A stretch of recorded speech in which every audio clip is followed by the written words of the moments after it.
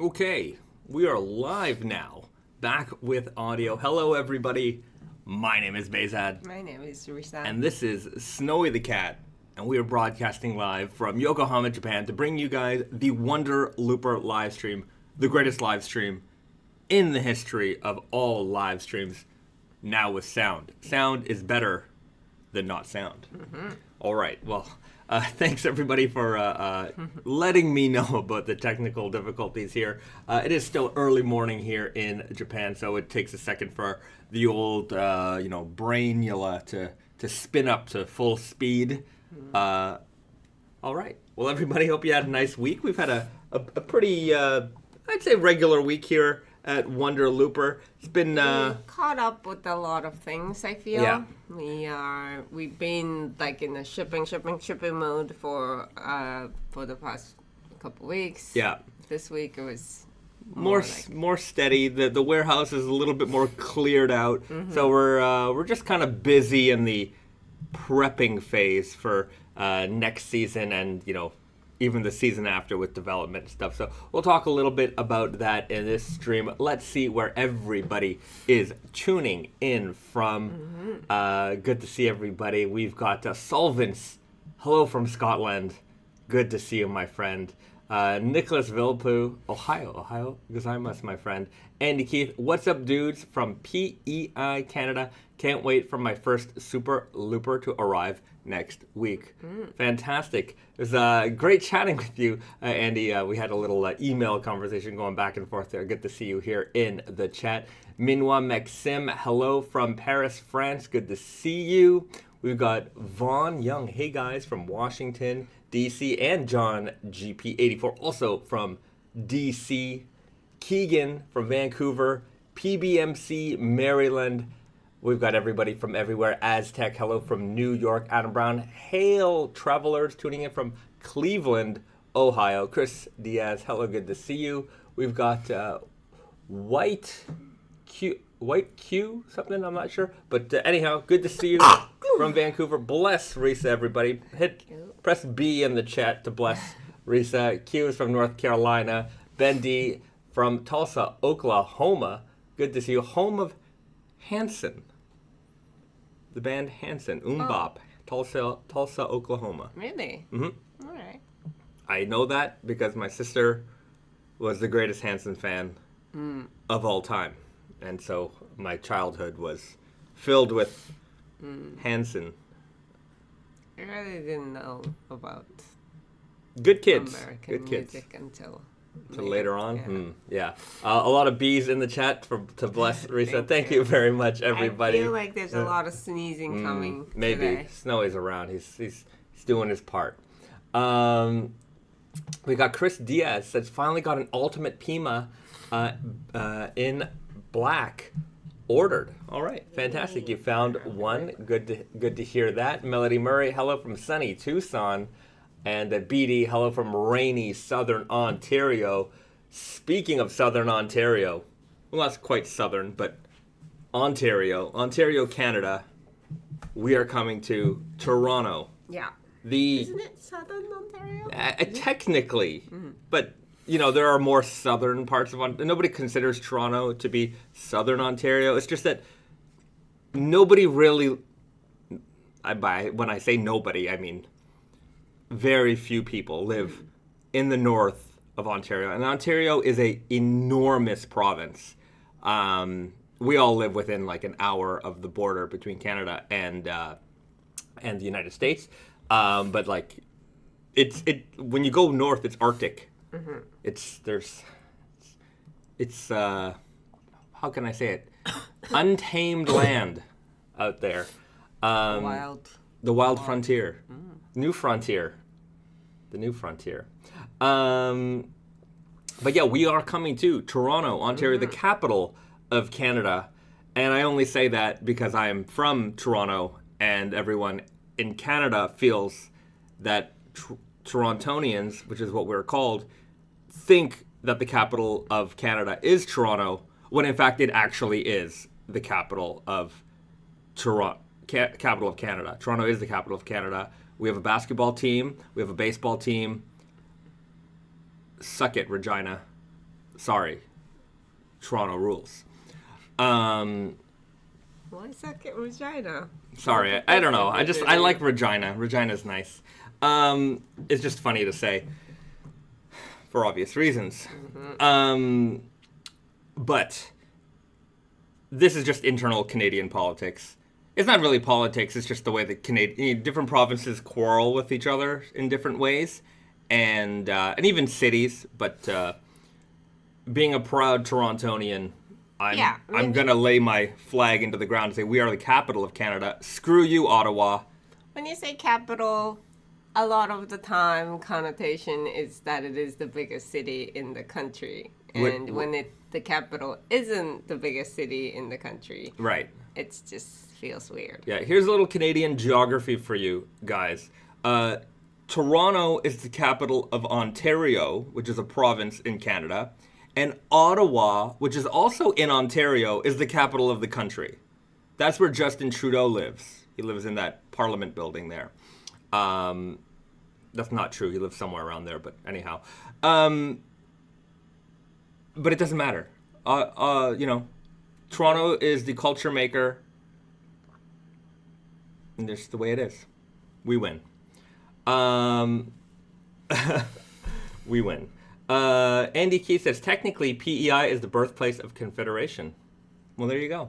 Really? Prince Edward Island. Huh. That must have been some trip for them back then. A lot of Canadians don't make it out to the East Coast. Yeah. I mean, we've only been once. But Canada's a big country. Big country.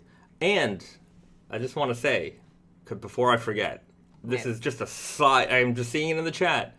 Cameron Smith. Happy birthday to Cameron. Yes, happy Just birthday, wanted to Cameron. say, everybody say happy birthday to Cameron because it's a special day. Yes. So, and he has an awesome girlfriend. There you go. So, we just want to do a little shout out for you there. Great fans. If you need a little shout out, a little birthday wish, you let us know. We'll do that for you. We're happy to do it. We're a family here at the Wonder Looper live stream. David A says, watching y'all from the gym, gonna grab a Fox Fiber double heavyweight crew neck when they're available in 2025. Well, Thank you very much. I hope you're getting a good pump out there in the gym. And Seat Sanchez says, hola from Los Angeles, which is also the capital of America. Or are they fighting with New York to be the capital? They are fighting with New York. It's a tough one. I'm sure someone in Texas has something to say, but, what can you do? To be fair, they're more American than, Texas. Because it's just, it's a more Which one? middle ground. Texans are more middle ground? They're in the middle. They're in the middle. Yeah. So they're more American. If you think about it. Texas wins, guys. You heard it here first. They're the big ones, too. There you go. They're all bigger than California, right? I think so. I don't know. I think Texas is bigger. Okay. Anyhow, we'll have a little vote in the chat also as well. Mm-hmm. Who wins in America? Is it California, New York, or Texas? But the problem with Texas is that there are multiple cities in Texas. There's a lot of big cities in Texas. Yeah. I've only been to Texas once. I went to Austin, and it was very nice. It was beautiful. I Willie. That's my baby talk is coming out. I'm not going to do it. I really would like to go back there. It's a great place. Yes. All right, anyhow. Hello from Minnesota. Okay, Minnesota wins. Anybody who's from anywhere, I'm just going to say you win. Wearing my oatmeal fleeced fox fiber hoodie, and man, it's nice. Well, I'm glad that you're enjoying it. Interstellar says, as a Californian, Texas, other than Austin, is the correct answer. Other than Austin. Other than Austin. Well, all right, I'll take your word for it. Sullivan says Texas is 2.8 times the size of the UK. It is definitely a big place. Yeah. Anyhow, I would like to go to Texas more. I liked my time there. I had some great food there, some great friends there, and I'm looking forward to coming back to America at some point. But I think I've meandered too far because the rant started with us going to to Ontario, to Toronto, the capital of Canada. We made the point. You see how this all comes back together? I never forget. We are going to be in Toronto soon. So if you are in the Ontario, Toronto region, we will be there November 6th from 7 p.m. till 10 p.m. at Gerhard in the Junction. Nice hip neighborhood in Toronto. We're going to be there. We'll probably be there a little bit earlier too. But we will be there for a little meet and greet with everybody. We're going to have a little restock of the Ecru and Sumi Black double heavyweight t-shirts. So those have been mostly sold out on our website now for a while. So they've got a little bit of stock, and we're gonna have that available there. So if you missed out on it, you're gonna be able to get it in store or probably online as well. So watch out for that. And then we will also have the unveiling of our new pins. So we're gonna have these. This is the special Toronto edition of our new, they're felt and chain stitch embroidered pins. You can see they're very 3D, beautifully constructed pins. So the blue and white one here, that's going to be the Toronto gift. You come and visit us, we're going to get you one of these. And then we will have these ones available with purchase when you purchase something from wonderlooper.com. These are going to start to be part of your orders in December. And yeah, with that said, we will be taking a little bit of a shipping break while we are in Canada. Yeah. So from December, the last day we ship is going to be December 4th. And that includes the order that is placed on December 3rd. Yeah. When you place an order on December 4th, most of the people in the world, like, that's already the 5th for us. So we're not going to be able to ship that day. So if you want it shipped right away, please place an order by December 3rd and know that any orders placed after will not be shipped until December 12th. Yeah. Yes. So December 4th, Japan time. That's our last day that we're shipping. We usually ship in the mornings, so especially that day because we're leaving. we gotta go to Canada that day. Yeah. So we'll be shipping that morning. So if there's anything you want, don't delay. I know Christmas is around the corner. Don't delay. Put those orders in today. Another thing to note is that if you want chain stitch embroidered anything, have your order in by the 28th of November. To make sure that it will be shipped and delivered before Christmas. Yeah. So place your orders now if you want anything embroidered. Now, after we come back, so the 12th, we will be back. We'll be back in action. We'll be shipping. And I would say that orders up until around the 18th, which is the week after, those are going to make it in time for Christmas. Usually, you guys know how this is, right? It's a busy time of year. Everybody's shipping everything everywhere. Delays can happen. Yeah. Give yourself some time. Give yourself some breathing room.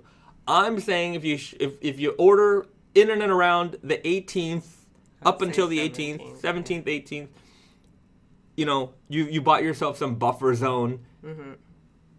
Typical shipping for us, once it's out the door, it hits North America usually within 3 days, 4 days. That's on normal time. Could be different. It hits America basically in 2 days, sometimes 1 day. But the customs part is that has to happen, and sometimes I don't really quite understand it, but some places don't do that during the weekend. It seems it just gets stuck there. So don't count on anything. Give yourself plenty of time. I would say the last day to order before you probably get it before Christmas is the 17th. I might be wrong. Yeah. Look, there could be a Christmas miracle. You order something on the 20th, you get it on the 23rd. It's possible. It's possible. Don't risk it. It's not worth the risk. Put the order in sooner than later. Adam Brown says, right meow. Right meow. Adam knows. Okay. And then finally, sorry everybody, finally, we were expecting a shipment of double heavyweight t-shirts to arrive sort of early, like basically end November, early December time. Yes. That has unfortunately been delayed. I was really hoping that we'd get those in early December and then we could ship them out. Some people could get those as Christmas presents or for themselves or, whatever. It's your purchase. You do whatever you want with it. That is looking like it's going to happen. Well, at least we'll receive the delivery later in December. So it's probably, unless there's some sort of Christmas miracle, it's probably not going to be available for Christmas delivery. Yes. Yeah. Another thing, actually, we have to talk about is also the holiday shipping. Aside from our shipping break between the December 5th and the 11th, FedEx will not pick up for the entire week of the New Year's holiday. So usually, we only ship on the weekdays because FedEx only picks up on the weekdays. The last pickup of the year is likely going to be 27th. And then from the next entire week, everybody's off in Japan, including FedEx. So we won't be able to ship anything that week either. So there's a little bit of a holes in shipping during that time. So just the first shipments of the year will likely start to go out on January the 9th. Yes. So there's a bit of a shipping break there at the end of December and the first week of January 6th. Sorry, January 6th. Yes. Okay, January 6th. Just thinking, there was something on January 6th. That's a bad joke. Was it January 4th? I don't remember. I think the 6th. Okay. 4th is the Wrestle Kingdom. January 4th is Wrestle Kingdom. That's right. For those people who don't know, Wrestle Kingdom, this is how it works. Wrestle Kingdom is the largest pro wrestling event here in Japan. January 4th, every year, Tokyo Dome. That's where you're going to find Risa and I. It falls on Saturday this year. Yeah, it's gonna be a busy one because sometimes it's in the middle of the week. Although it is like holiday week here. No. In Japan, the official holiday ends on the 3rd. I see. 3rd is like the last day you're off. Well, it's actually technically not an official holiday, but like in Japan, everybody's off till the 3rd. And so having the event on the 4th is a weird time. Yeah. So anyhow, January 4th, Wrestle Kingdom. If you're in Japan, you got to do it. It's great. And it's not that expensive to go. Like compared to WrestleMania. Yeah, it's any kind of it's pennies on pennies compared to that. So anyhow, we got a little brightness. The sun came through. It's nice though. Yeah, it's a little nice. There we go. What was I saying? Oh, January 6th, shipping will resume here in Japan and at Wonder Looper. So from around the 27th to the 6th, no packages will be going out. A pimp named Slickback says, Silver Dome, brother. The Silver Dome. It was a Hulk Hogan reference. Yeah. Mando says, bucket list to get to Japan someday. You should do it. Especially if you come with American dollary dues. It's a great time to come to Japan. Yeah, because your dollar, even euros, your monies, your foreign monies, is very strong right now against the yen. So when you come, everything is very, very reasonably priced. And Japan, in general, has a lot of reasonableness in the economy still. Please come. Risa and I are inviting you to come to Japan and enjoy. Though we our don't great have a nation. store or anything. We That's, don't. That's like Yeah. one of the most frequently asked questions. Yeah. That like a lot of our customers like, oh, I'm going to Japan. I'm going to Japan. Do you have a store?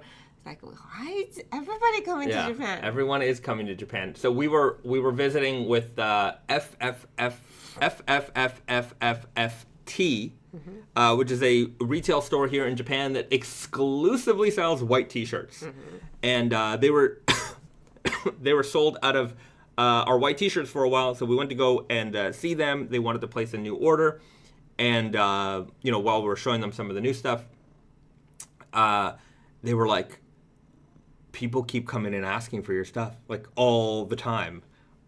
I was very happy to hear about that. But yeah, it is something that we're looking at real estate every day. Literally, Twice a day. Risa's on it. We're trying to find the right spot.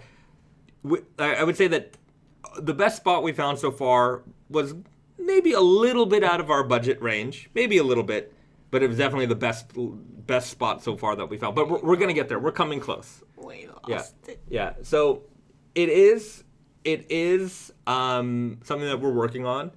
I don't know if it's going to be a full-blown like retail experience, but at least it'll be sort of a showroom that if you want to come, you can make an appointment. We'll have a thing on the website. You tell us when you're going to be there. We're going to be there. That we'll work out of that space, and you can come. You can see everything. We'll have all the inventory there. So yeah, it'll be a shoppable. What we have. Yeah, it'll be a shoppable space. Yes. Yeah. Mando says, "Start small, dream big."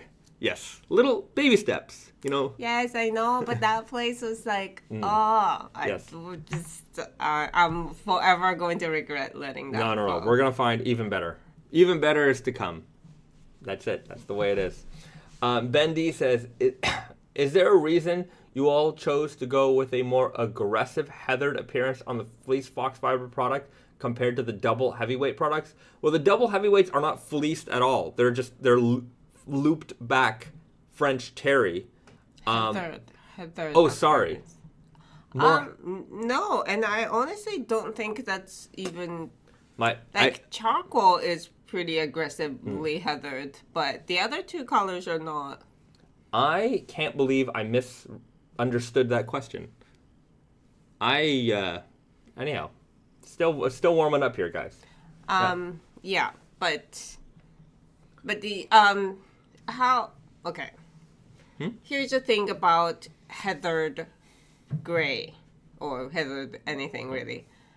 Heathered yarns are actually kind of limited, and we learned that when we started off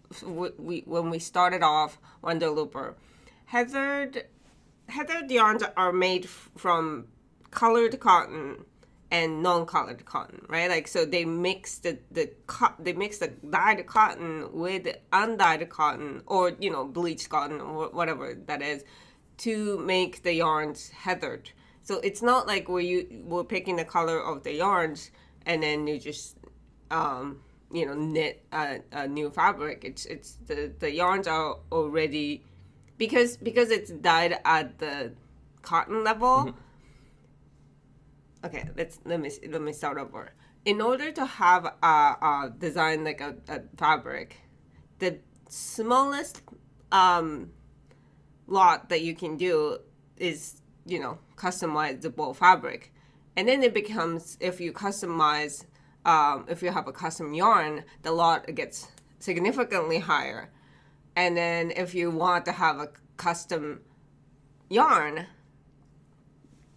you go from cotton. You pick the raw material. So like the minimums are extremely high. Most of our products, including our heathered items, we just choose the yarns that's available. Except for like fox fiber stuff, like because it's so specialized, like we get to like actually specify what kind of yarns we need, and they'll make it for us from fox fiber and stuff like that. But like regular cotton, we choose the yarns that's already available. Yeah. And heathered gray or like really, or heathered anything is very limited. It's very like you basically choose from like a there's a handful of them, and that's it. Yeah. And there are not that many people who are providing these things either. So sometimes it gets limited even. Yeah. So like when we started the brand, I guess there was like a, Japan-wide shortage of heather gray yarns.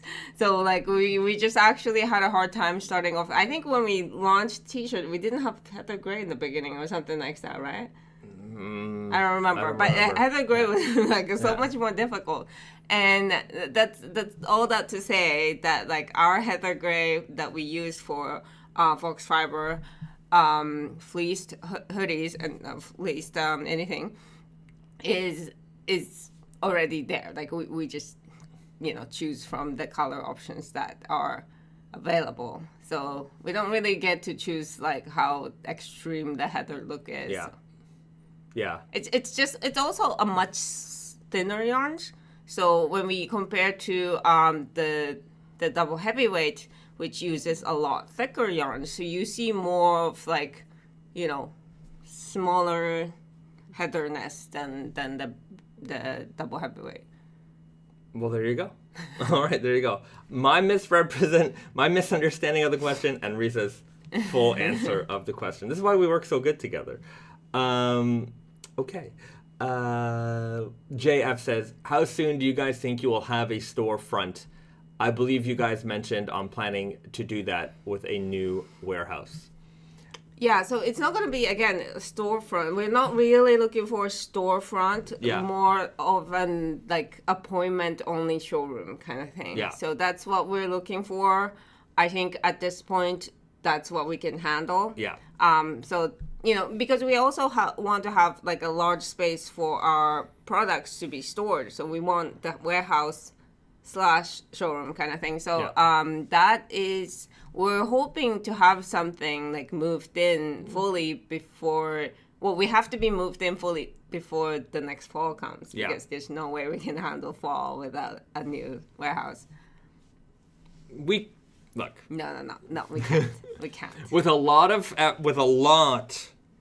hardship, we can. With a lot of hardship, but a bigger space is a better space to work in. Yeah. So it is something we're working on, and hopefully this time next year, maybe even earlier than this time next year. By summer, I want to be there by summer. Yeah. If you come and visit Japan, maybe you'll be able to come to our little space. Maybe. And shop Wonder Looper. We'll give you a coffee and we'll shake your hand. That's what we'll do. So. Keep on supporting us in any way you can, and we'll see how it goes. Yeah. Cameron asks, is the warehouse going to be in Yokohama or somewhere else? Probably. In more in Tokyo. Right now we're thinking like Nakameguro or Ibisu neighborhoods. I like both neighborhoods. They're pretty close to one another. So you can walk from each other. I wouldn't go into like Harajuku or Ginza or any. Number one, I can't afford Ginza. We're not there yet. Well, to be fair, I think it's not. That's not for what we're looking for. Mm-hmm, yeah. Ginza's like high fashion, like Anyhow, maybe when we're the global number one brand in the world, we'll have a store in Ginza. But until then, probably not. But also, like, the vibe of our brand, what we are trying to do, I think, Nakameguro, the Daikayama, like that area, a little bit more quiet, little less, like pumping up business kind of thing is more appropriate. Yeah. Also, I think, obviously living in the Yokohama side of the town, like it's just easier for us to get to if it's in the, that part of western Tokyo. South part of Tokyo. Yeah. Bigger than Apple, 6-year goal. 6 year. We're working on it. Apple started in the garage. We started in our home. So we already have a leg up on Apple. We'll keep you posted. One thing I wish I was better at and I'm not good at is sort of vlogging. And I would like to record some of the highlights of, the things that we do. But sometimes I also feel like it's mundane. Like, it's like a mosaic. Like when you have a lot and you put them together, it just creates and you need each piece for the whole picture to be complete. Right. But when you're working on each pixel or whatever, it's not exciting and meaningful. Yeah. Cameron says, those places are cool. I could see you in Shimo Kitazawa. Yeah. Yeah. I could see us there too. It's kind of hard for us to get. Yeah, that's a far trip for us. We'd have to move closer to make that. We're just make sense so for us. lazy. We don't want to commute. Yeah. We haven't been commuting every day for I don't know, 5 years now. Yeah. Yes. KMX says to apartment stories in response to your question about a Black Friday sale. There is a Black Friday sale on Right Meow. Did you not get the newsletter? It was mentioned in last week's live too. Correct. The sales are in the newsletter. Yes. You want to subscribe to the newsletter. Yes. Lots of good information goes into that newsletter. Newsletter, you get all of the information we put out. With Instagram, maybe not. Yeah. So, that said, for those people who might not be subscribed to the newsletter, I'm going to, at least you're watching the live stream. Appreciate that. So we're going to talk about the little Black Friday promotion. It's a little Black Friday promotion that we've got going on right meow. And if you go over to the website, let's go over there right meow. Correct. Here we are, wonderlooper.com. And if you check out the Super Looper French Terry, mind you, sizing is limited at this point. But if there's something that you like here, this red sweatshirt over here, pick what you like. There's a size medium that works for me. Add that to your cart. And what you're going to want to do is check out and then pay full price. Or, okay, fine. I mean, look, you could type in the code Black Friday 2024. I think, or is it 24? 24. Black Friday 24. Hit that apply button, and you save a little bit of money. So there you go. You saved 8,000 yen on that. 8,000 yenery dues. So use that on Super Looper sweatshirts or pay full price. It's up to you. I'm not going to force you to do anything you don't want to do. But if you do want to save $8,000 dues on this particular sweater, Black Friday 24, hit the apply button. You don't even have to buy it. You could just keep applying that code back and forth just to entertain yourself. So that works there. That works on all of the Super Looper sweatshirts. So anything that's in Super Looper territory, you can go ahead and use that code. It's a secret code. It's just for us, right? The insiders. The insiders. So it's just for us. I know sizing's limited. That's just the way things go. And also, for the remainder of the Sand double heavyweight t-shirts, I know there's not a lot of these because last week you guys bought them all. That code works here as well. So Sand is a limited color for us. It might come back in the future, but if you want to get a Sand tee, use that same code, and you can save some dineros. That is Spanish for yen. There you go. So there you have it. That's what we've got. That's what we've got going on for Black Friday. Okay. Adam Brown says, "I love getting the newsletter and the email each week, chock full of information." Yes. I do try to make it informative and kind of let you know what's going on here. I mean, maybe I can't make a vlog every week, but at least in that newsletter, I can let you know what's going on here, what we're planning on, what we're working on. So I appreciate everybody who subscribes to that. And you know what else I appreciate? I appreciate a like. I always appreciate a good like. So if you haven't done so already, please donate a thumbs up to us. It costs you nothing. It costs you less than a cup of coffee an hour. So do your or a year. Or a year. Costs you even less. So hit that like button. Share those likes with us.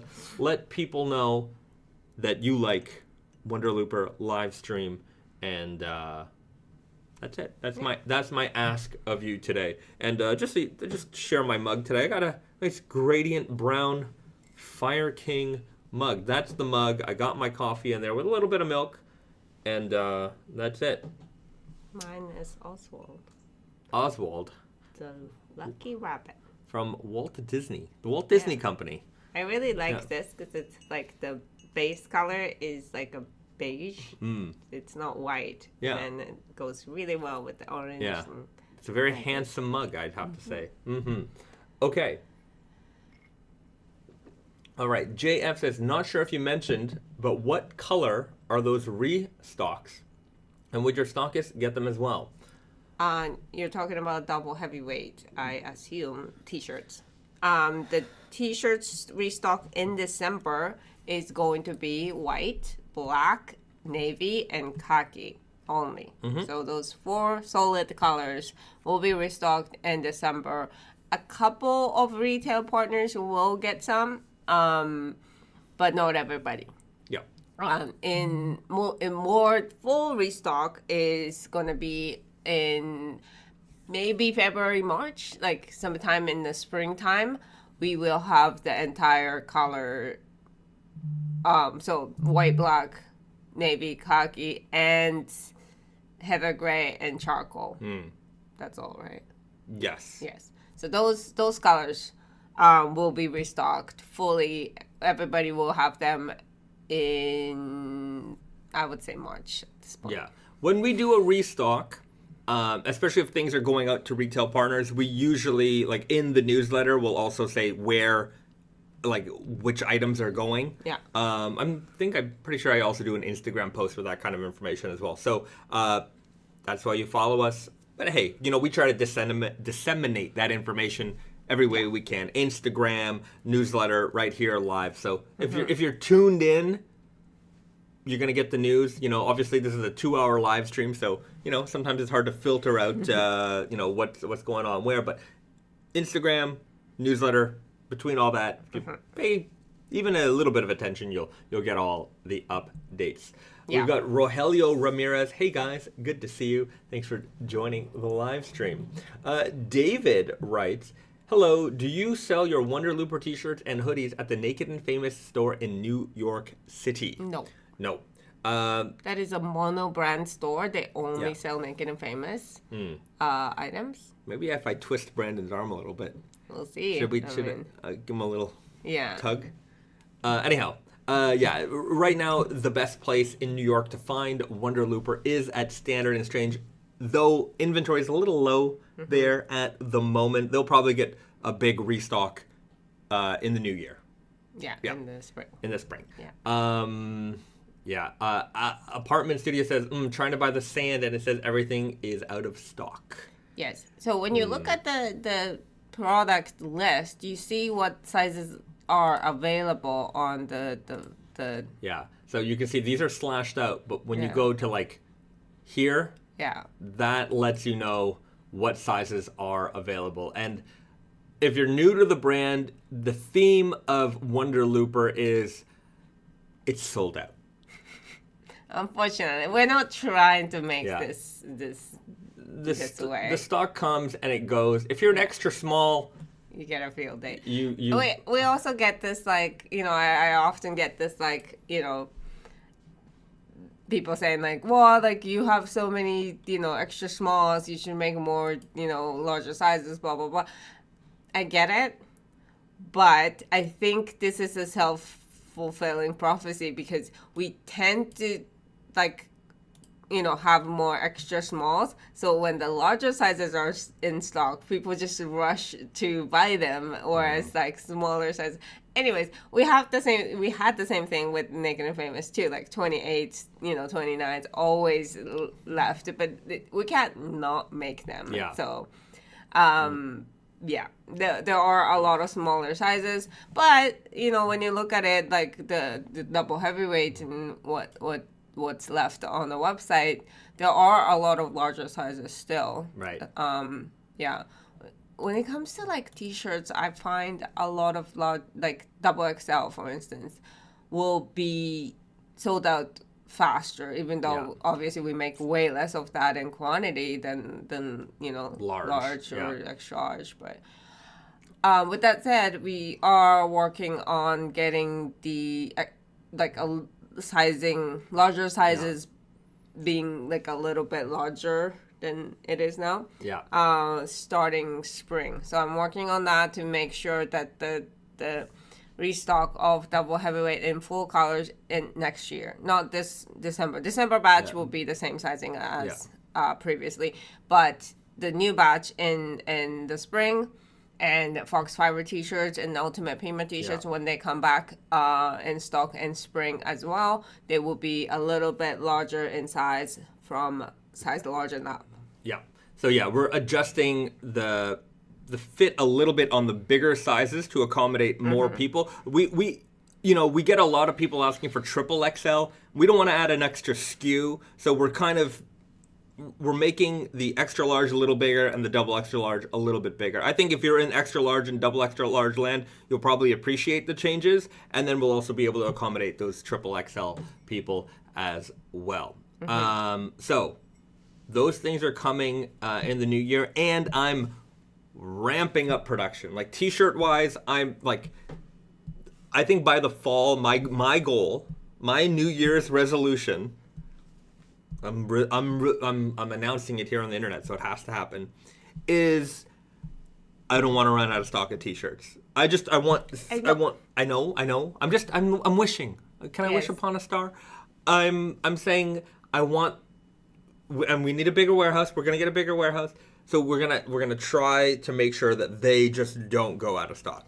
But like in our defense, that like December delivery is something that we just kind of like just worked on without having retail partners like putting in orders or anything like that. So that's an extra bonus. I think that will carry us over to spring, honestly, and then the spring is a way bigger. And if each time we do a production of these t-shirts, because we don't want to run out, and it's a lot easier for us to carry stock of t-shirts compared to like sweatshirts, because sweatshirts are seasonal and they also take up so much more space. So like with t-shirts, we're not trying to sell out. We're actually really trying to keep them in stock, and every time I place an order, it's bigger production. It's just the demands keep getting larger, or maybe the demands are there and we're just trying to catch up. That's true. Who knows? But it is something we've been working on in the past 2 years since we started our brand, and we will continue working on it. It's that's it. So it's always an evolution. Chris Diaz, does that include the Ultimate Pima tsuriami? You mean the sizing? Yes. Oh, sizing, yes. Inventory. Again, tsuriami is a little bit more difficult just because the production space for tsuriami is very low.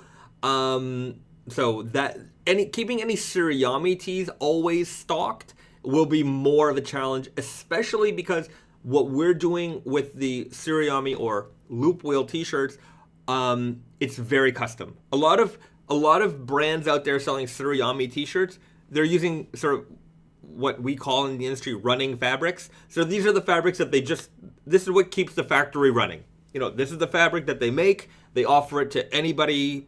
If you got a brand and you want to buy fabric from them, you can meet their minimums or whatever, they're going to sell you that fabric. And then you take that fabric and you make your own fit or whatever it is.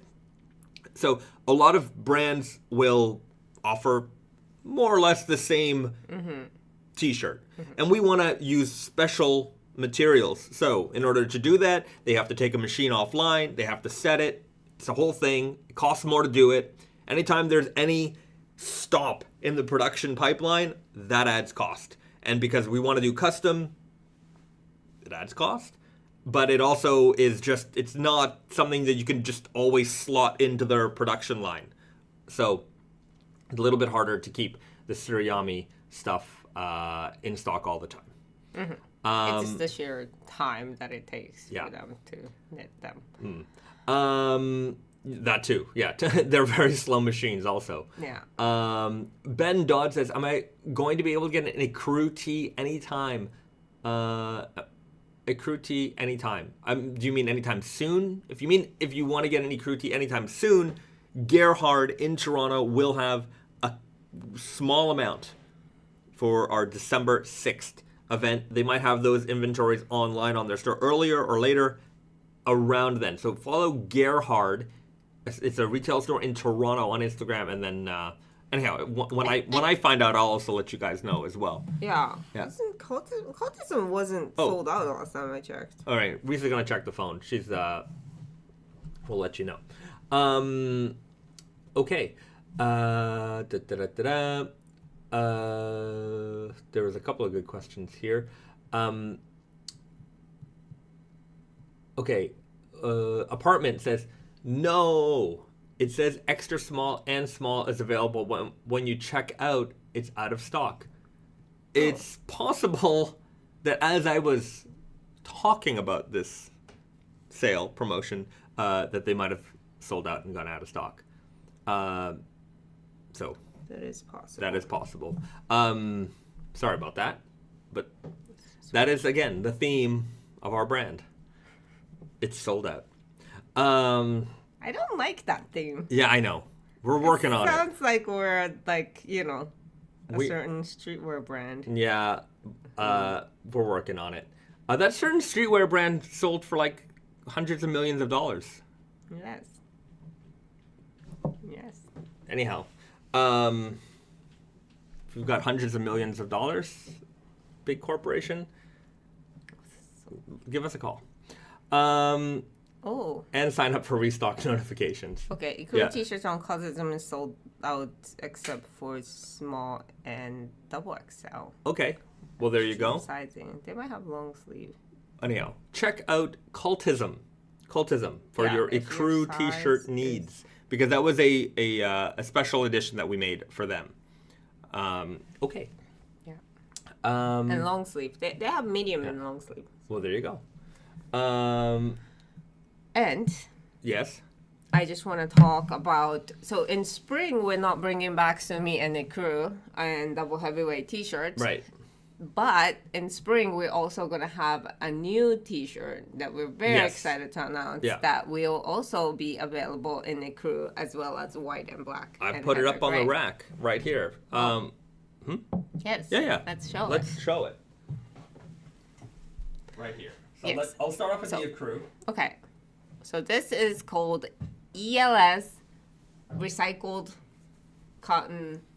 What do we call this? Yeah, it has a long, complicated name. I think we call it ELS Recycled Cotton t-shirt or something like that. So this one is, composition-wise, it's 70% recycled cotton and 30% virgin cotton. But the recycled part comes from our offcuts of our double heavyweight t-shirts. Yeah. And they gather all the cut fabrics off of the cutting floor, and they chop it up and recycle that as a cotton, and they also mix in cotton from recycled cotton from the spinning factory mill, and take those recycled 70% recycled cotton with the 30% of ELS, extra long staple organic cotton, to make this fabric. Yeah. It's very nice and bouncy. Yeah. The part that I like about it, it has a lot of character. It has a lot of slubbiness. And it's slubby and it's fuzzy and it's marshmallowy. It's very soft. Yeah. It's soft, and we're just really excited about it. But because these are made from, limited amount of recycled materials. Like, we produce a lot of double heavyweight t-shirts, but there's only so much that they can, recycle. Yes. Yeah, there's only so much wastage. It's limited in terms of quantity, but we did wholesale.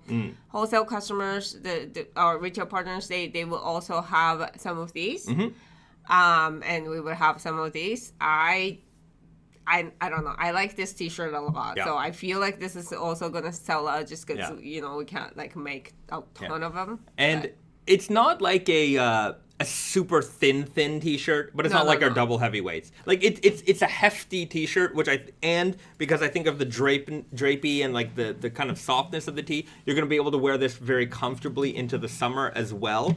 So we have it also in here in white, in black.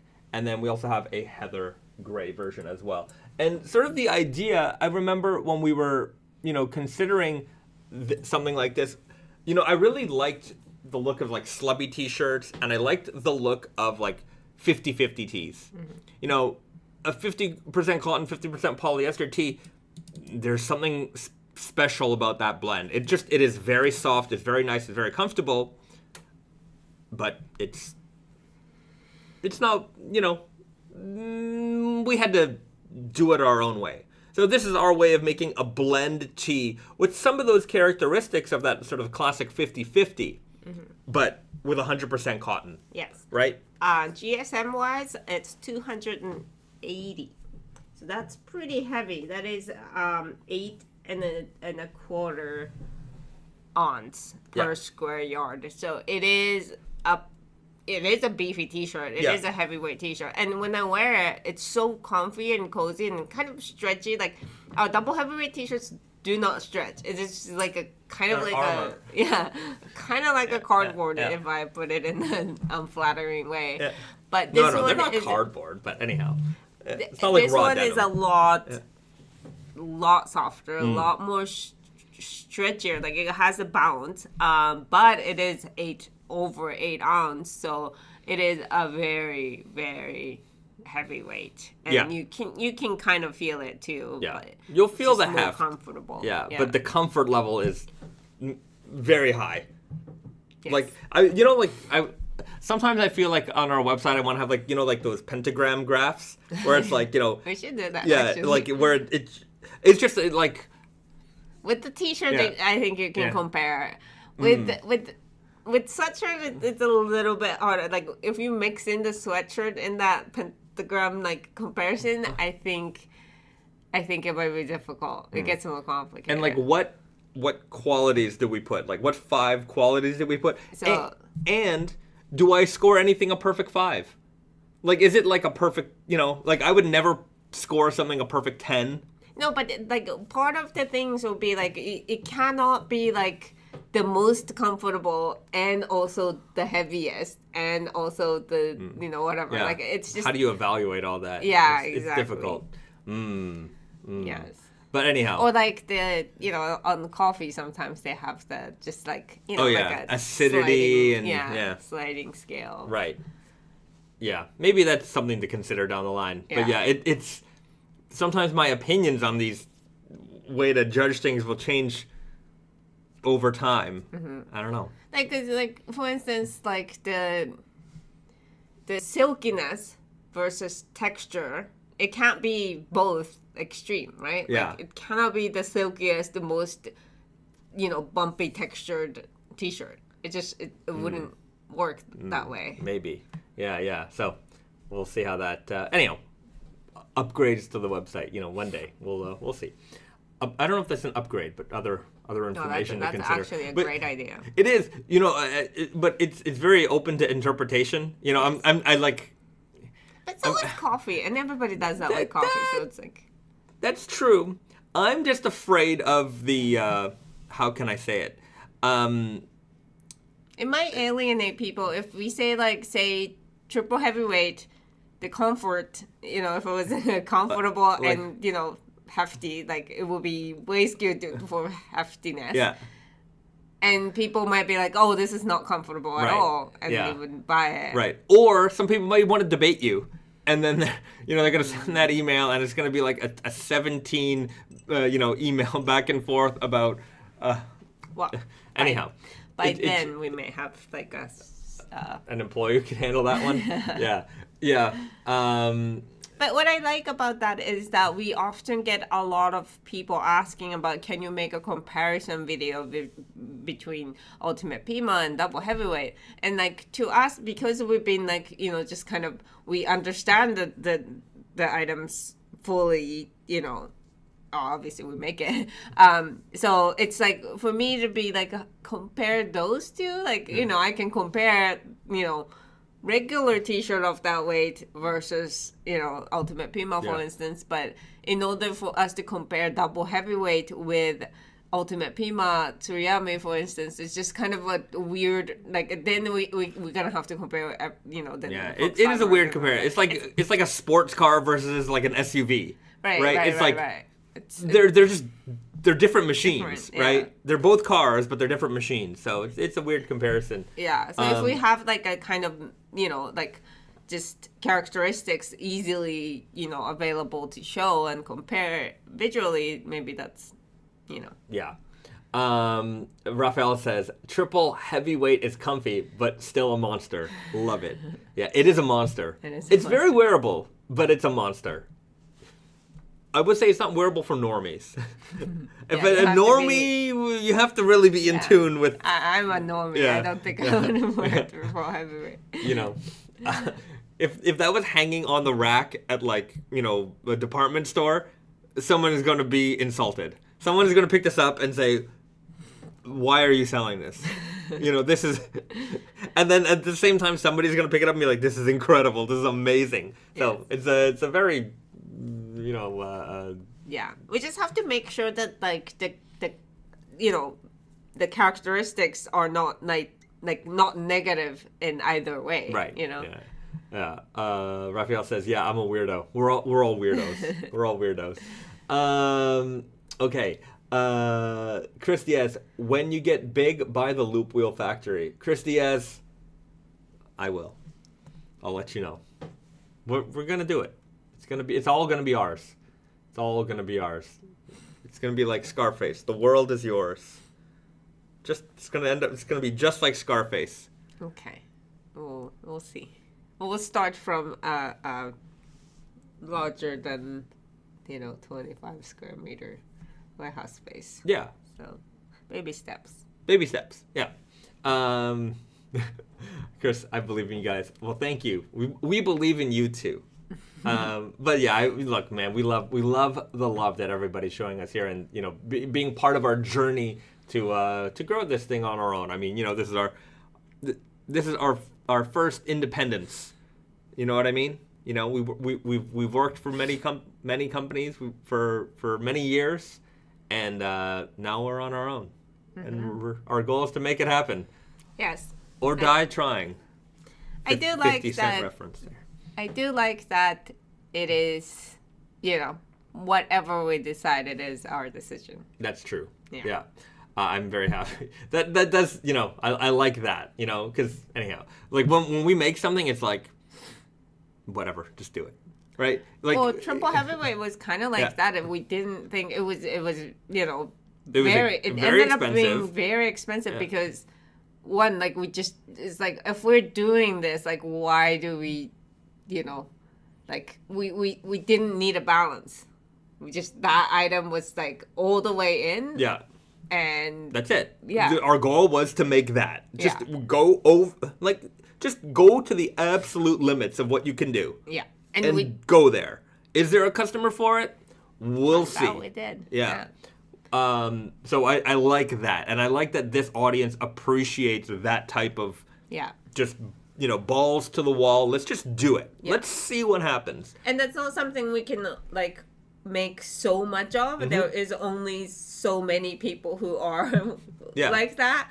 I think. But so we're kind of taking a break from that for now. Well, but I think we're we are definitely with that right there. We're not. That is also balls to the wall. No, I meant triple heavyweight right, T-shirts. yeah. But we will bring it back. I think we're very proud of what we did with that. So it will be back, and we'll continue pushing the boundaries.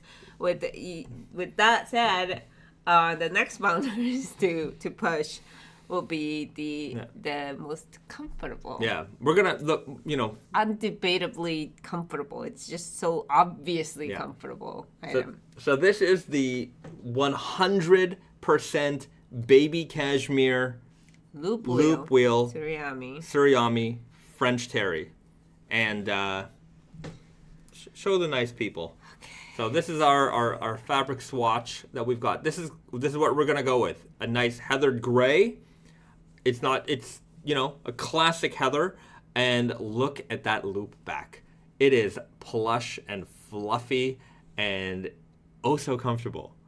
Oh so comfortable. So this is anyhow, we're even last night, like late at night, Risa's talking with the mills, talking about how we're gonna place the orders and everything, and like what samples we're gonna make. So it's gonna happen, and it's gonna be the most extreme in terms of comfort sweatshirt ever produced. I don't think you could really go beyond this unless there's some god level cashmere that we don't even know about, that only the Queen of England has access to, and she's dead. So maybe there's opening. Maybe. So they're not the sharing types. They're not the sharing type, but this is 100% baby cashmere tsuriami French terry with big chunky, like the loops are very chunky here, and they're very plush. So it's not like there's one thing, this is kind of like the random loop, also kind of like the super looper. You can see that it's not as extreme, but it is. So the loop size is different, and it has like it's French terry, but it also fleecy. So we did debate whether we should fleece the inside, because fleecing obviously makes it more. What's the word for fluff? Like fluffy. Fluffy. Like it's more soft, and it's obviously more like cozy. But we are making French terry, because we are making it as like I mean it's all French terry, but we are making it like classic, not brushed, because we wanted to emphasize that this is a French terry. This is a sweatshirt. This is just different from sweaters. And it's obvious when you see the loops, obviously. So like I like that, and also even without brushing the fabric, it still is very, very fluffy, because it is 100% baby cashmere. So we're just like, okay, we can have best of both worlds. Obviously fleecing it would make it more fluffy, but you don't need it because it's just so comfortable to begin with. So that's what we ended up with. We decided on the classic heather gray because I think that would not offend. Yeah, I mean, everyone's got a heather gray sweatshirt. It's the most classic color of sweatshirts available. It's so normal looking. That like I think there's a beauty in that it is just. I would say the casual or like low key luxury level of this is like extreme. Like there's 10, and then this one breaks the. I don't rate 10s, but this is as classic as can be, and when you put it on, you're like, whoa. It's like Aziz Ansari joke. It's like wearing, I don't know, I'm gonna butcher the joke, but it's like living in lotion. It's so comfortable. That wasn't the joke. Anyway, somebody knows the joke. Somebody's gonna say it in the chat. And like we got a lot of people asking for black and stuff, so maybe someday. Right now we just want to do, let's start with one color, but multiple fits. fits. Yeah. So as we get more details, and right now it's very alpha, but as we get more details, we'll share them with you. Price point wise, it'll be the most expensive thing we've ever sold on Wonder Looper. Yes, and we will be fully pre-order. Yeah. So we take orders. You can place your order for the pick of the fit and the size, and then we just go ahead and make it. Yeah. It would take a long time, but we will. I think we're on track if we keep moving at the rate that we are, which I have no doubt that we should be able to deliver in next fall. Yeah, next fall. So in time for the winter season, in time for the cozy season, you'll have this. Yeah. So just, stay tuned. We'll get you pricing information, delivery information. All that is coming. Every little nugget of news that I can share with you, we'll keep you posted. So this is going to be, it's going to be a very exciting project. We were telling your mom about it the other day, and Mom was like, I want one. I want one. And I was like, I want one too. We're all gonna pre-order. So everything is gonna be very, very much like there is no mass production. Obviously, the cost is just so prohibitive. Yeah. So we will have a very, very interesting way to produce a product, brand new way for us to do this. So we'll keep you posted on that one. And there was a question a little while back. Ender writes, are you ever gonna get a Wonder Looper Iron Snail collab? I feel like you guys would come up with something real interesting. I talk to Michael about it all the time. It's gonna happen. Mm-hmm. It's gonna happen. We're always back and forth on it. It's a matter of literally just a matter of time. Yeah. It's gonna happen. Michael is the homie. He's the man. And we're going to make something special together.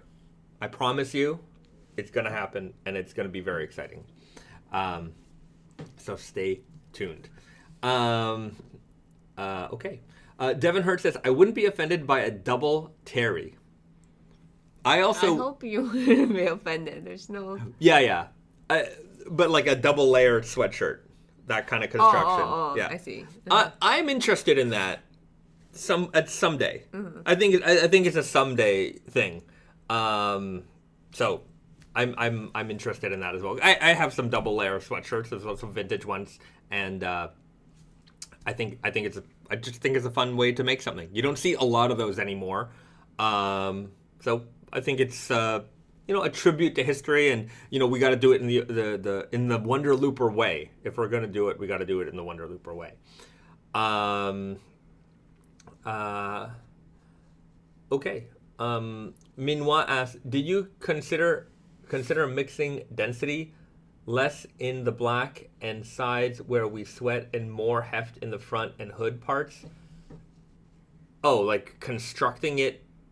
I'm gonna say no. No. Density less in the back and sides where we sweat and more heft in the front and the hood parts. Oh, no, like maybe this is not a whole garment. No, or even like constructing a garment with like different weights. Fabrics. No, that's not really. Maybe that's like if you're in like a real technical performance garment world. I don't know. It's not something that really crosses my mind. Michael writes, that would be amazing. Loving my Wonder Looper tee and sweatshirts and looking forward to the Iron Snail jeans and jackets coming soon. That's right. Michael's a busy guy. Michael is one of the busiest guys I know. Every time I call him, like even when I message him, it's just like I message him and then it takes a while to get a response, and then he messages me, and then I'm busy, and it takes and then usually like once a month or maybe even like 6 or 8 weeks, we'll just have like a 2-hour phone call where it's just like, hey man, sorry, been busy, back and forth, and then we just like info dump on each other. It's just like, what's going on? And it's just, anyhow, Michael he's one of the best, if not the best. So if you are not following him on the YouTube, you should. You should do that right now.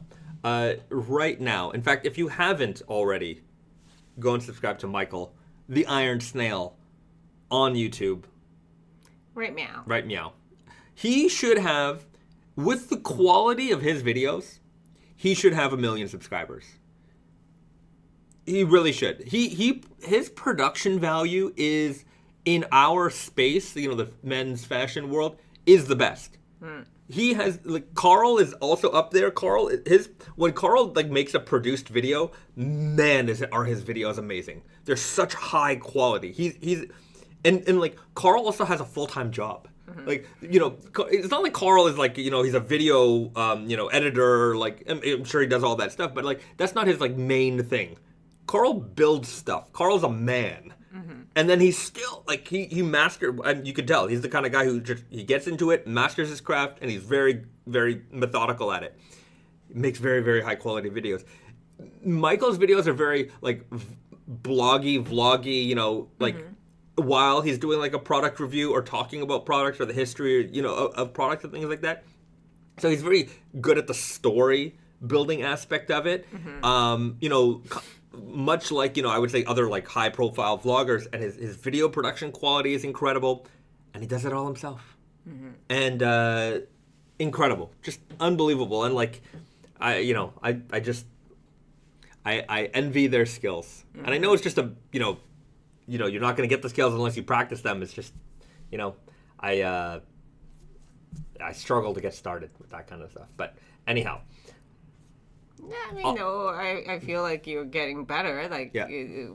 From starting from scratch. Yeah. It was, Yeah, the early videos were a little. You can see my eyes. I have notes and I'm reading them, and you can see my eyes going back and forth. Yeah, to be fair, only you, only you and I kind of just think of that because we're on the making side, the watching side. People probably maybe don't they don't see it. Yeah. GSW fan writes, "Are you guys gonna make different products lined with fox fiber in the future?" Yes. Yeah, we're gonna have a whole litter of fox fiber products coming soon. Next fall, we have some Henleys planned. So fabric is in development now. Waffle Henleys. Waffly Henleys. So fabric is in development now. Meow. And when we have those fabric samples ready, we'll show you. And then, of course, when the garments are ready, the sample garments are ready, we're going to show you guys as well. I should have a counter, a meow counter, right? Meow. Okay. I gotta work on that. Okay. Matt44 says, "Who knew stumbling around a forest while explaining clothing would result in great content?" Yeah, that's Michael. It's amazing. I remember, back in the Naked Famous days, he was doing a review on the Friday the 13th jeans, and he messaged me and he's like, "Yo, where they shot the movie is like an hour away from where I live. I'm going there." And I was just that is amazing. I'm a big I love horror movies. You guys know that. I love Friday the 13th. I'm he was so close. Anyway, it was amazing that he went there to do the review of that's his dedication, He's a good guy. Leonel writes, "Iron Snail and Wonder Looper will forever be my favorite brands." Well, thank you very much. And I hope when we come together, we're gonna be like Voltron. We're gonna be like the Power Rangers, Megazord coming together. That's what's gonna happen. We're gonna make something crazy. Speaking of Power Rangers, here's a fun fact. Some people might not even notice this. Pink Ranger wore a skirt. Yellow Ranger, also a girl, never wore a skirt. Just wanted to throw that out there for some people who may or may not have noticed that. But wasn't that because Yellow was not a girl? No. In North America, Yellow was a girl. Yeah, but if they were using the footage from... Yeah, but we didn't know that when we were kids, that they were using, like, Japanese. Yes. In Japan, There's an the Yellow Ranger explanation was a for it, guy. isn't Yeah, it? there is an explanation for it, but it's just, like, they just slid that past us when we were kids, and, like, most of us didn't even notice. Mm-hmm. I would say all of us didn't notice. The Raven says, I believe because the Yellow Ranger in Japan was a dude. This is the truth. Yeah, but when I was a kid, I didn't know that the in the Ranger suit footage was from another show. But, like... Yeah. I guess it's kind of funny that you couldn't, like, it's a skin-tight suit. You couldn't tell that it's a man versus woman. It's kind of funny. Yeah, anyhow. They pulled a lot of wool over our eyes when we were kids. The Raven says, yeah, I never noticed until I heard about the story. Yeah. Right, It's interesting that you couldn't. Mm-hmm. Kamek says, will there be a Wonder Looper graphic logo t-shirt? It's just the thing about graphic tees are, like, the graphic becomes the main thing about that t-shirt. And what we're putting into to develop the fabrics is just, like, so, like, I don't think if you actually like the fabric, I don't want to alienate anybody from purchasing because of the graphic. Yeah. So yeah, I don't know. I'm not opposed to them. Yeah, but I like graphic tees, but I'm not sure what it would be. Yeah, it's I don't know. I'm gonna put that in the maybe category. Yeah. It's not a hard no. It's not like a cardigan. You know, it's not a cardigan. But that goes into maybe land. Mm-hmm. Yeah. But I mean, you know, like if we have like a good basic tee, which, you know, I talk about it all the time, but like one of my short-term goals is to find, you know, a good base tee, make good base tee, which can be sold in pack tee or like, you know, just, you know, something that is not too divisive in terms of fabric. Maybe it's, you know, the bad way of calling it would be like a little uninteresting compared to like the rest of what we make, but also like something that we can do stuff with, like garment dyeing with natural dyes, or you know, maybe like a good base tee. Yeah, exactly. So like, you know, like we could use that base to, again, like natural dye, or, you know, if we ever want to do a screen print, we can do that with that, or, you know, ringer tee, or, you know, just some kind of like just mix of things where we can always go back to like just this is the base. Yeah. We'll do something with it, kind of thing. Leonardo Roca writes, how about a graphic embroidery? Look. Okay, a chain stitch embroidery. Where's your bag? This bag right here. Like, yeah, like this. How many hours did this take? I don't know. Right, but I'm gonna go with. Once I get in the mood, I can pump it out. But like to make one of this, like I'll burn out after one. I do not want to make two. Yeah, of this. but this took hours. Many hours to do this. So like Risa, number one, she made the bag, but she also embroidered all this, chain stitched. So chain stitch graphics, it's not going to happen because number one, we don't have the time, and the cost for this would be just exorbitant. Well, part of it is also like, okay, you know, we can't. Part of it is that my time is limited, and not to like be super self-important, but like this brand wouldn't run if I'm spending hours every day in chain stitching land. Only one of us speaks Japanese. No, but it's not just like the you know the language thing. It's just in terms of like, you know, if I wanted to do something that are more chain stitch graphic focused thing, it would take away so much from my time, and I don't think that's what I want to do. I want to do, you know, I love doing embroidery the way that we do now, because I think, you know, it just it's more, you know, casual. You can customize it, and it still gives you the like one of one kind of feel.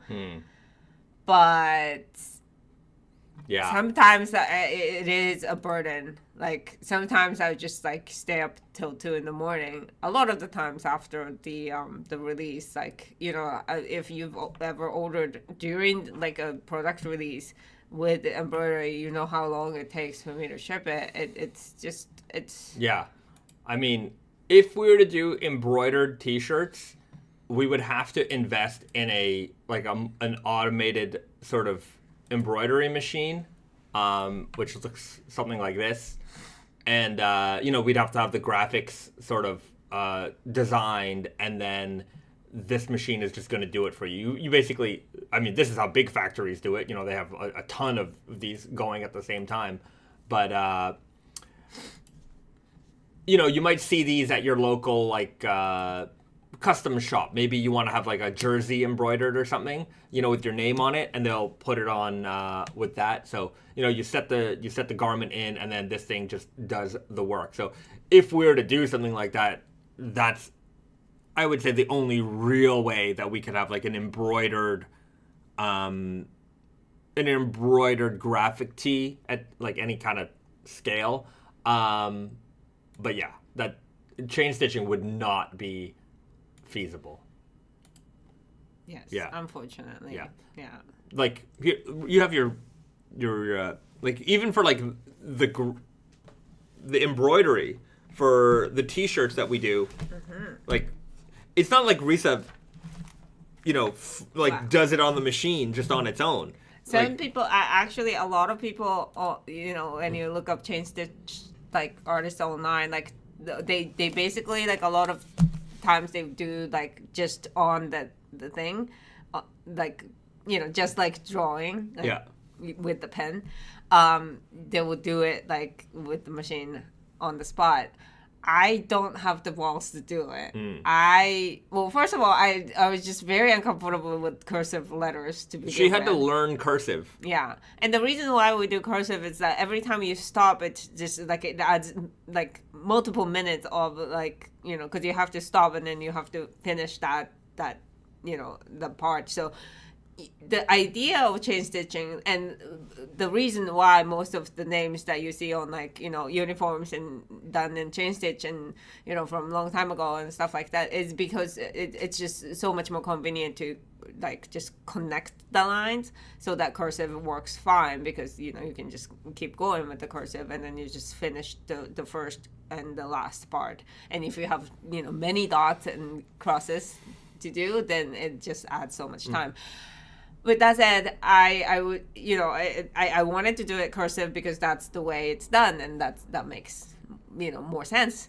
But at the same time, it's kind of, you know, I wasn't used to writing cursive. I still can't really write cursive without thinking about it. So it's a big risk, and on top of that, we're dealing with products that are very expensive and no also limited. Error. Yeah, like if I screw up a T-shirt, like, it's not like I have, you know, multiple of that same size, same color T-shirts waiting, you know, like just sitting there.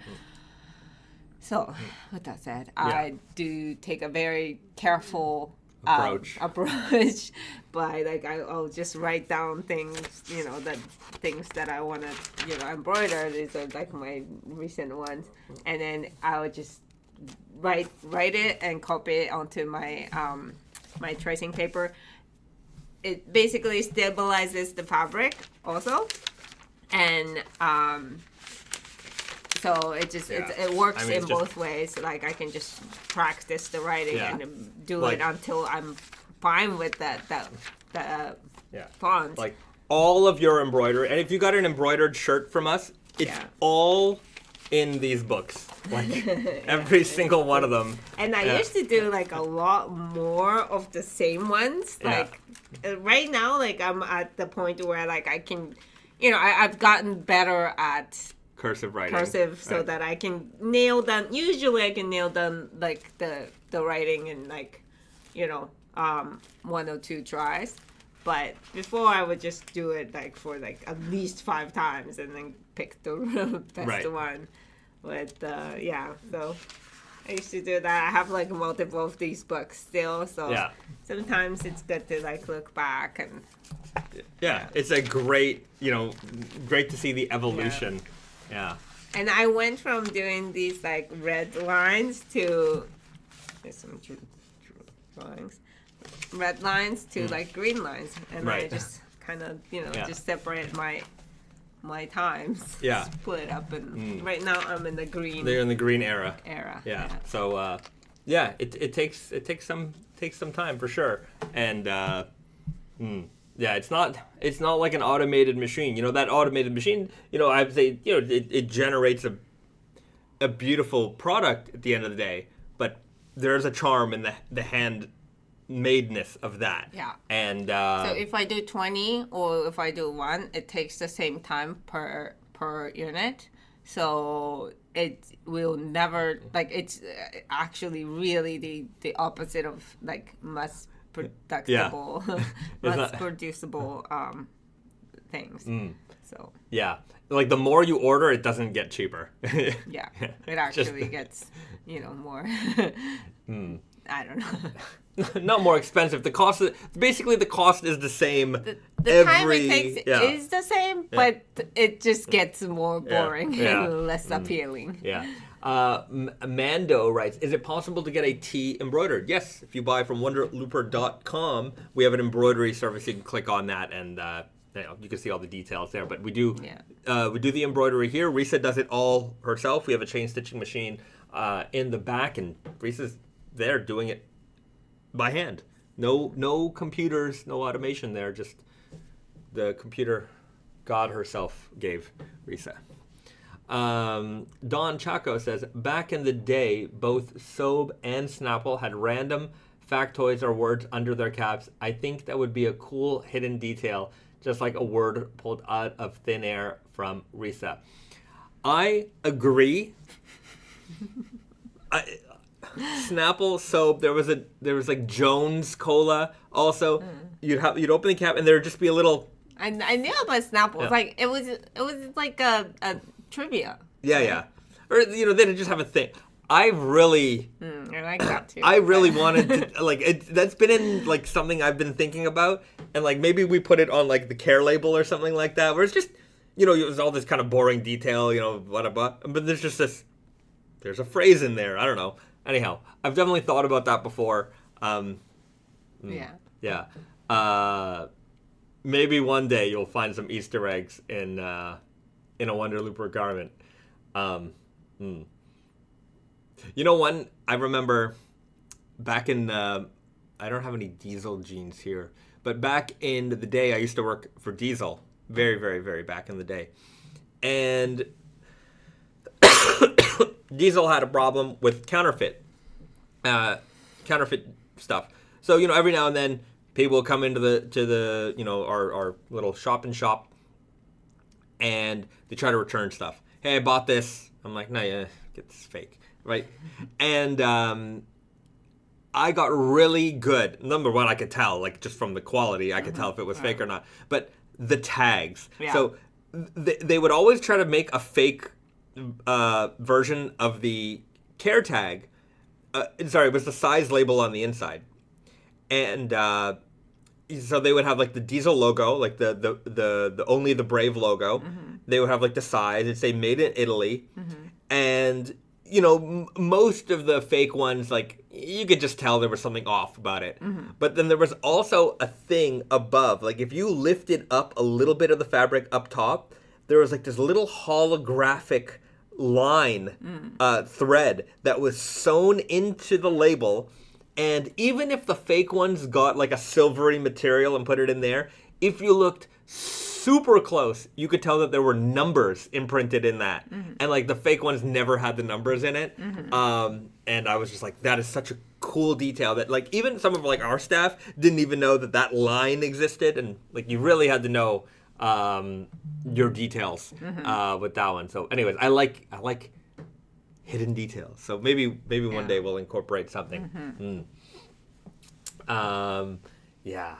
Ender Exiled writes, are the wife respecters still in the works? Maybe in time for spring summer 2025, 2020. It's going to be a 2026 thing. Yes, 25 Yeah. is already mapped Yeah. out fully. Yeah.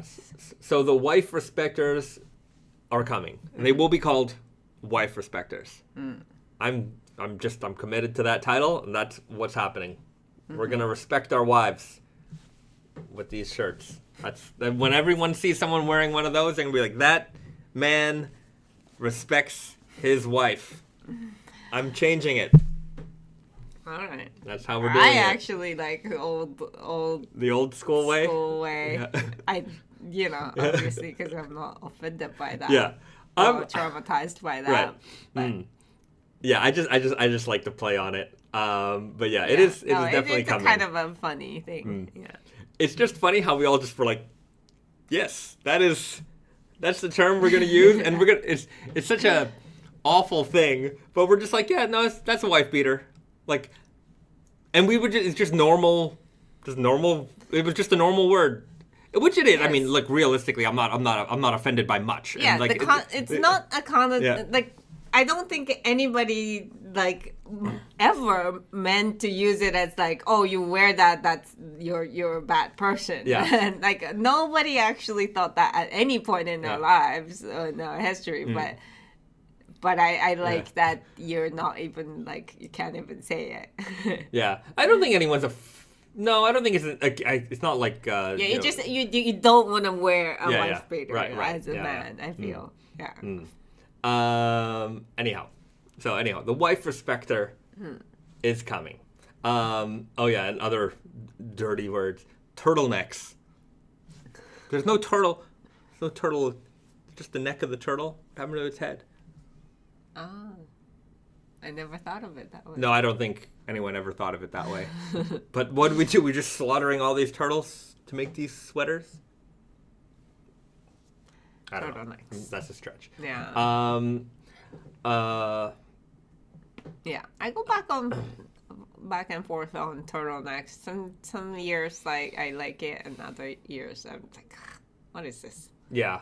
Right. Yeah. I don't think we're gonna make it at anytime soon. Yeah. It's not an essential, but if we're, when we're a bigger brand, maybe we have room for that. Fox Fiber beanie. A pimp named Slickback says, the beanies are something that we've been working on. I'm trying to kind of, get connected. I don't know anybody who is who has a factory.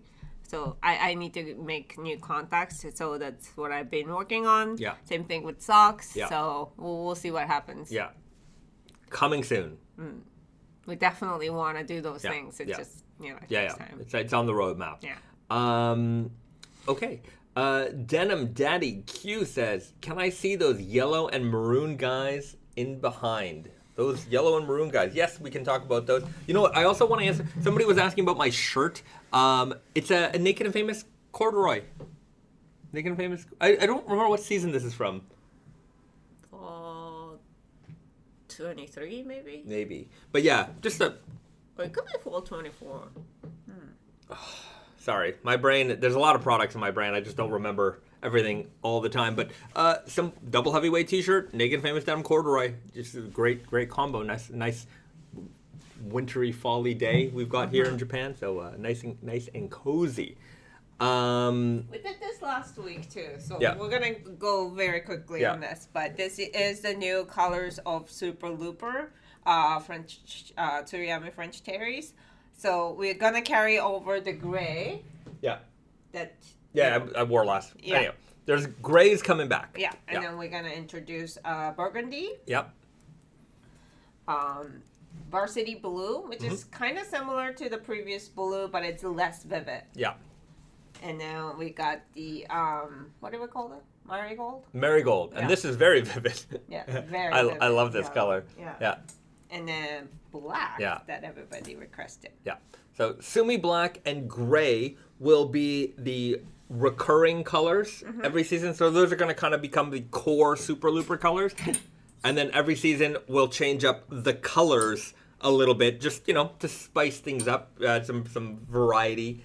And you never know. Maybe we'll go back to some classics at some point. But I want to keep the Super Looper world fresh. Yeah. So we'll visit all kinds of colors and themes. This one's a little bit more, I think, school related. Like this is the color of my high school. This is my junior high, and this is gym class. No, it's just like with Super Looper, I like the theme where you can mix and match. And, burgundy would look great with, like, gray. And, like, the blue and yellow combo is just classic. And so, So, those are nice colors that are coming in the hoodie, pullover hoodie, crew necks, and sweat shorts. Yeah. Okay. Interstitial, something like that. I'm sure I screwed that up. I'm not Steve Jobs enough, but maybe I will mature in 5 years and you will produce them just in time for my fashion. Turtlenecks. Oh. Yeah. Maybe. Speaking of Stephen Q. Jobs, got a new phone the other day. Got one of these iPhones. Switched over from Android, which I've been using since the iPhone 3G. The iPhone 3G was my first Apple phone and my last Apple phone until now. Yeah, mine was iPhone 4. iPhone 4 was great. I loved my iPhone 4. I bought it 3 times because I lost twice.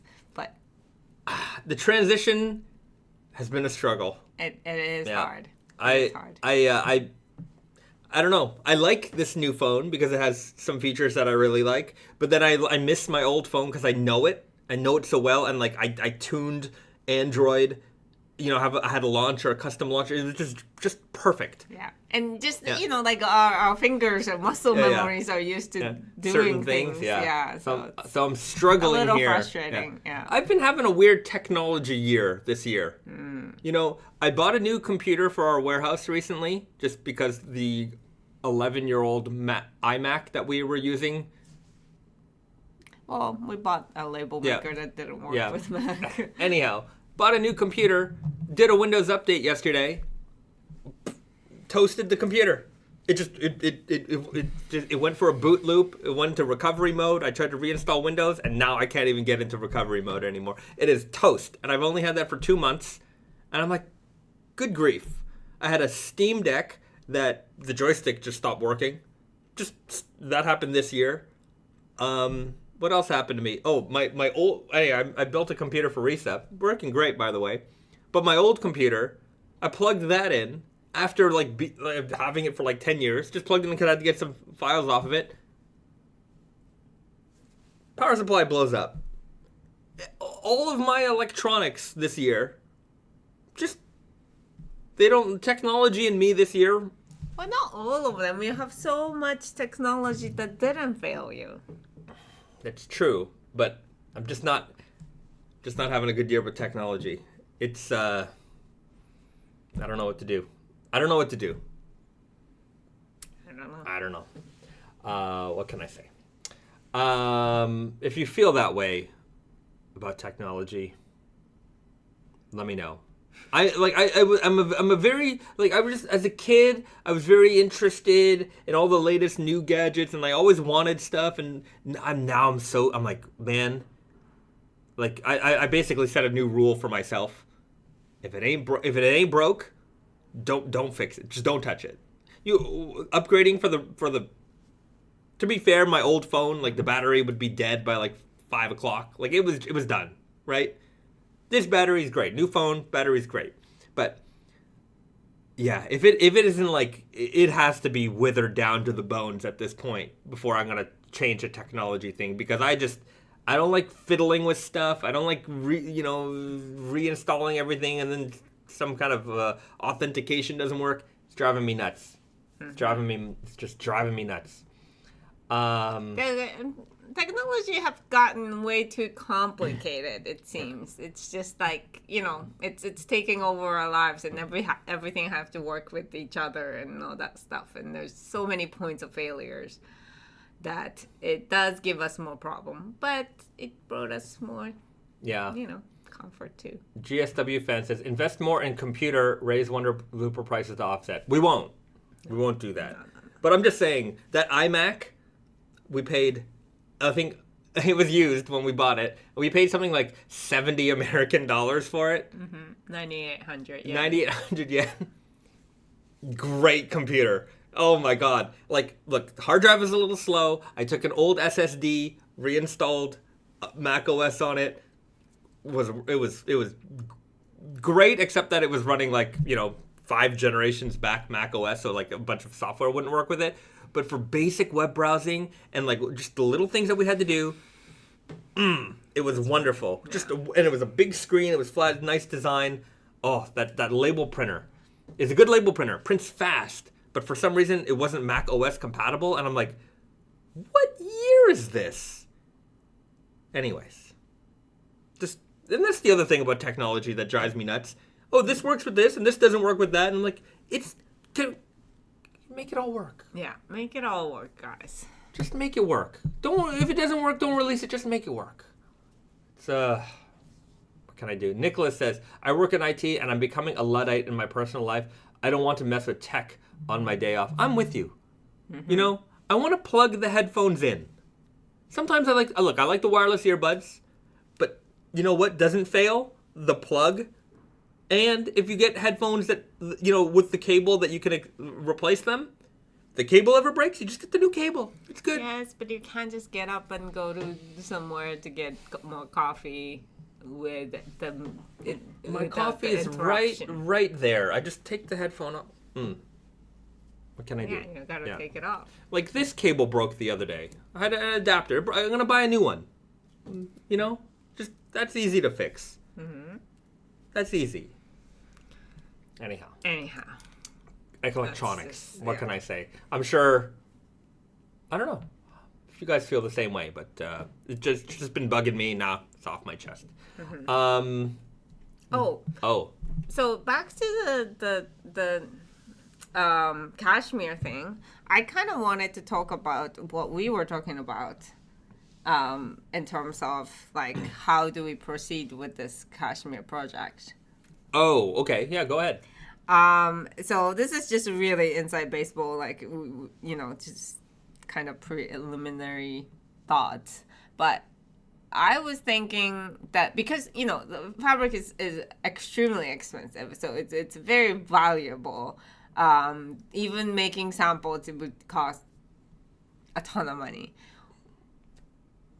Instead of putting money in there, would we be better off if we were to have the swatches available for you to receive? Because, the whole thing about this fabric is just a touch, right? Like, I would imagine a lot of people who are on the fence about, like, whether because it's going to be expensive.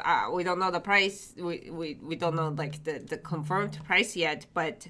it's going to be very expensive. So, like, I just kind of want people to have the certainty of, like, okay, maybe I really want this by touching the fabric. Yeah.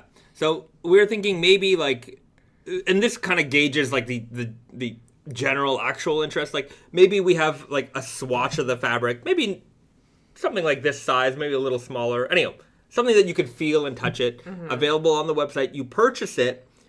That lets us know that you're interested in it. And then that amount also becomes a credit towards the purchase. Yeah. Or maybe just a credit on the website in general. Yeah. Whatever. Like if we charge some amount of money. We have to charge because the shipping is expensive. Yeah. So, even if we want to give these swatches out for free, it would like cost us a ton if we have to ship it across the world. Yeah. So I think we will have to charge it, but it also prevents just the person who just wants the swatch. Yes. Like I want the people who actually want to buy it. Yeah. To get it. Yeah. In order for us to actually sustain this, we need to have only people. We wouldn't have a ton. So of extra. We just the way to do it is that it would not be restrictively, prohibitively expensive, but it is some money, so that like just random persons that have no intention of buying but just want to feel the fabric would not really order it because it makes no sense. Yeah. I think it needs to be credited towards the purchase. item. Yeah. The not any item purchased, but this item. So if you decide to like not buy it after you got the swatch, like your damage is not going to be too much. It's just that like I feel like that's the cost of doing this way. Yeah. So anyways, just a thought. Either like you could purchase a swatch, or like some people said in the chat. You trust us to pick the best fabrics, and then we produce a sample. We have photos and a video and everything. You can see it. Yeah. So those are the two options right now. Yeah. So we'll float that out there and let you guys mull that over for a minute. I'm sure we'll hear back from some of you with your comments on that. Okay, and let's rest on that for this week. Okay, and head over to snack time, because we found a good one, and we found a good one for this week, and we actually found next week's snack time. We were out, we were busy shopping the other day, and sometimes we're out there in the world and we're like, there's nothing too exciting. How many more spicy chips can we eat? Well, we did find chips. Yeah. No, sometimes we struggle to find something, and then it's like, is this good? Is that good? And it's like when you see something that is appropriate for snack time, we know it. We see it, we know it. And this was just perfect one. Pringles in butter caramel flavor. Butter caramel Pringles. That is a treat. Here we are destroying our faces sometimes with spicy chips. This is going to be a delight for the senses. Caramel chips? I've never had a caramel chip before. Yeah, we've had chocolate-covered chips, potato chips before. So. I hope this is like Werther's original and like Pringles put together. Biggity bam. With the butter though. Ooh. Yeah. Okay.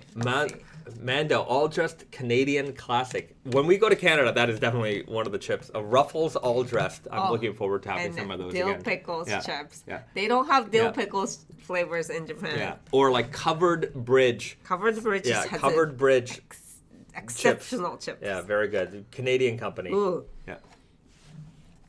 It smells like caramel popcorn.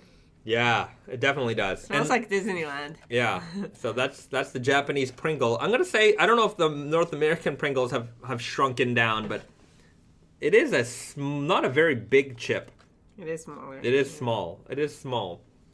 But it's a very like it when smells I open like it, candy. It smells like caramel corn. Yeah. It smells like caramel corn. Yeah, let's do it.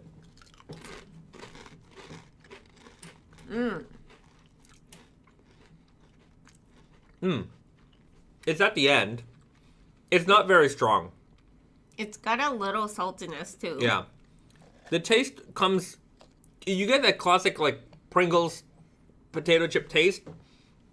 And then at the end you kind of get that caramel aftertaste. But it's not overpowering. No. And it's very... Like the caramel flavor is very subtle. And there's that like buttery flavor too. Oh, it's good. It's salty and just a little bit sweet. It's not as sweet as you would think it is.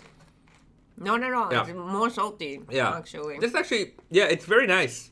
It's very good. It's kind of like I don't like sweet. I don't actually like caramel corn. I do. I love caramel corn. But this is more like kettle corn. Like somewhere between sweet and the salty. So, Pringles. Butter caramel potato chips. If you are in Japan, come and get these. Come specifically for this. It is very good. Yeah, this is. When we go to Canada, I'm gonna bring a couple of these as little souvenirs for people. Yeah, little gifts. I would highly recommend. Yeah. Michael. Oh, good to see you, Michael. Good friend of mine. You miss ketchup chips. Fun fact about Bahzad. Love ketchup chips. I really like them. Despise ketchup. Hate it. Can't stand it. Don't even want it on the plate. I don't want it anywhere near me. I really don't like ketchup. Yeah. What can I say? Yeah. I don't. I think it was just like hate the idea of ketchup more than the ketchup itself. Oh, but I cannot do it. You know, maybe I was a kid, I didn't like it. And then from there, I just never want. I don't even want to look at it. I really don't like ketchup. I don't like condiments in general, like mustard, ketchup, mayonnaise, you know, that kind of stuff. I don't want it. And you know, like potato salad, I'm really not a big fan of that either. I just remember one time I was on a plane with Brandon, and I forget where we were going. Anyways, it was a long flight, and he had some potato salad on his, you know, tray, and he's like, "Hey, Bahzad," and he's just like, you know, putting it in my face. I'm like, you know, yeah, you know, just joking around with me. And at one point, he's just like, he flips it upside down because it's like sticky and it's like not moving, and he's like doing this over my lap just to like annoy me, and then eventually it just. And I'm like, of course it was gonna happen. And he's like, oh, sorry. I'm like, sorry. Anyways, it was funny, but just some hijinks we got into on our many travels. Ketchup is just the worst version of barbecue sauce. Well, there you go. We're gonna leave it on that. Everybody, thank you very much for tuning in to the Wonder Looper live stream, the greatest live stream in the history of all of the internet. And if you are in the Toronto, Canada area, we will be at Gerhard in the Junction in Toronto on December the 6th from 7 to 10 p.m. for an in-store appearance with yours truly and the First Lady of Menswear. Declared it. Risa will be there. But that means we're not going to be live streaming 2 weeks from now. That's true. Next week we'll live stream at scheduled time. 2 weeks from now, we'll take a break. We will be live and not live streaming. So everybody, sorry for the little cough I had this stream. Thank you for tuning in. Great to see everybody. We'll see you guys again real soon. Do something nice for yourselves, and most especially do something nice for somebody else. We'll see you guys